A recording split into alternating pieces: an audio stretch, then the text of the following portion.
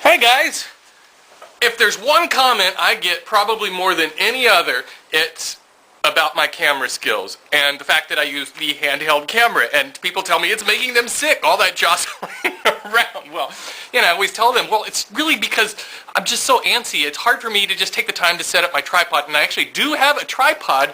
Actually, I use it probably a lot, but you probably don't notice it because it's all very, very still at that moment. In fact, I'm using my tripod right now, and so I thought, as a test, this would be really fun, is on this video, if I use the tripod through the entire video. That way, everything will be nice and steady. I got an email this week from a viewer out in Israel, and his name is Shai Levari. And I wrote it down here, Shai Levari. It's hyphenated, so I would remember it. But Shai had a great suggestion. He wanted me to make a video about sanding, because it's something we all do, but I've never really discussed sanding. I mean, everybody sees me sand, we all sand, but let's go through some of the basics on Sanding 101. First of all, let me show you my sandpaper drawer. This is a drawer that I have that is just dedicated to sandpaper, and I save every last little scrap, probably obsessively when I shouldn't, but it gives you an idea of all the different types of sandpaper available, and it doesn't need to be this overwhelming. Fret not, you only need a couple different types of sandpaper. Well, basically there are two types of sandpaper. There is aluminum oxide sandpaper that looks like this, and there's the black sandpaper, which is silicon carbide, and if you look on the back of it, it usually says waterproof sandpaper. What is the difference between each of them? The difference has to do with what you're going to use the sandpaper for, and there's really two uses for sandpaper. One is for surfacing your wood to get rid of any kind of machine marks that are on there from, say, your bandsaw or your table saw, and then to smooth it out. And the other kind of sanding that you would do, and you would use the black sandpaper, would be for sanding in between coats of finish. Now, you could use one or the other either way, but in general, that's the difference between the two kinds. Well, let me talk a little bit about sanding progression. And what that means is you start with a rough sandpaper and work your way up to a finer grit sandpaper. Now, in this instance, this is just a little scrap of a disc that I've been working on some bracelets.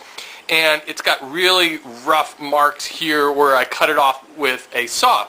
So I would start that with a 60 or 80, probably 80 grit sandpaper. Here's an example of 80 grit sandpaper from my random orbit sander. Now, the numbers are important, and if you look on the back, it always tells you what number it is.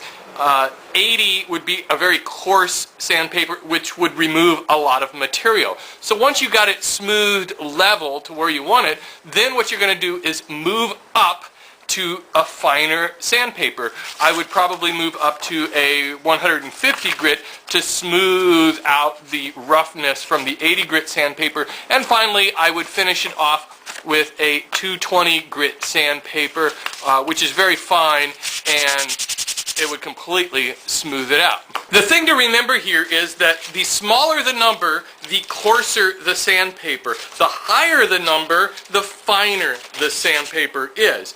Now, in my estimation, for most woodworking, you only need 3. I would say a 60 grit coarse sandpaper for leveling out your wood, move up to a 150 grit sandpaper to smooth out that, and then use the finest 220 to smooth out your project before you're going to finish it.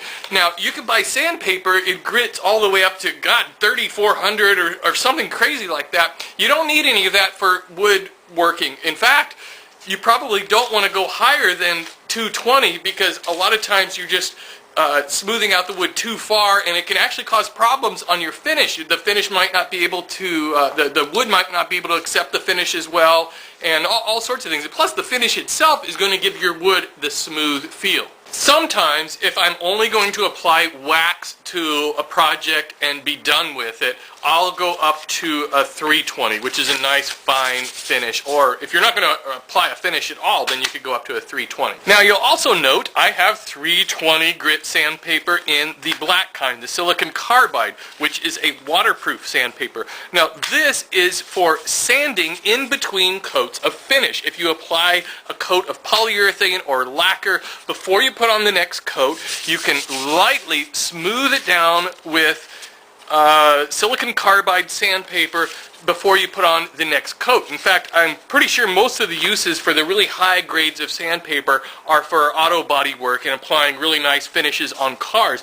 But you could use it for woodworking also. If you want to know more about wet sanding, watch my video, the very first video I ever made, which was about making a chessboard. And part 7 of that goes through the whole wet sanding process and why you would need the black sandpaper. To make your life a whole lot easier in the wood shop, I highly suggest you get some sort of a power sander. Probably your best bet would be a random orbit sander like this one, which not only spins, but it kind of goes all different directions like that. The idea being that it won't leave circular scratches on your wood. This will save time enormously. I like this little finishing sander a lot. This is the Black & Decker mouse because it has a pointed corner or edge, and I can get right into corners very easily with it. And plus, this little tip can be replaced if you're only doing corners. One thing about using power sanders is you've got to let the sander do the work. Like that, I'm not pressing down hard. If you press down hard, it's not going to give you any extra benefit. In fact, it may actually cause more problems than it's worth. Let the sander do its job, and you'll cut the sanding time down in half that you would with hand sanding. Obviously, there's a lot more to sanding. You can make it as complicated as you want. But for basic beginning woodworkers, really you just need 3 grades of sandpaper. I would go with an 80 grit, a 120 grit, and a 220 grit sandpaper. With those 3 grits of sandpaper, you'll pretty much take care of all the sanding you need to do. Thanks for watching this video, and Shai, thanks for the suggestion. I hope this was a little bit helpful for you and maybe for some other people. Visit me on my website, woodworkingformeremortals.com. And I hope you enjoyed this experiment using the tripod. It was real steady, wasn't it?